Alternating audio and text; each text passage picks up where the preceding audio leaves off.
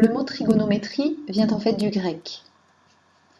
Tout d'abord tres, tria, qui signifie 3, gonia, qui signifie angle, et donc trigone, qui nous donne le triangle, ainsi que métron, qui signifie mesure.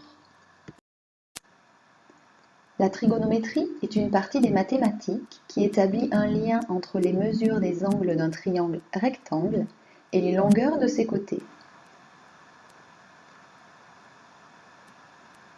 On travaille donc uniquement dans des triangles rectangles. Pour commencer, il faut être à l'aise avec le vocabulaire suivant.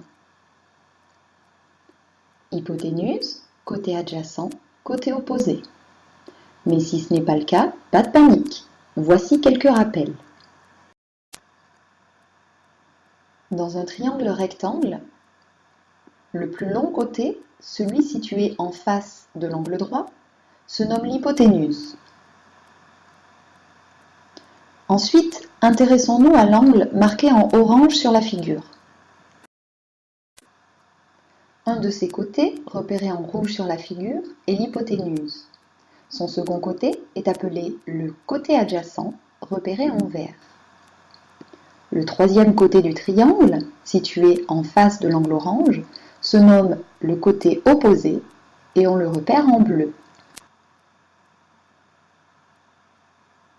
En fonction de l'angle auquel on s'intéresse dans notre triangle rectangle, on retrouve toujours l'hypoténuse en rouge, le côté adjacent en vert, le côté opposé en bleu. Un nouvel angle, l'hypoténuse en rouge, le côté adjacent en vert et enfin le côté opposé en bleu. Nous voilà donc au point sur le vocabulaire.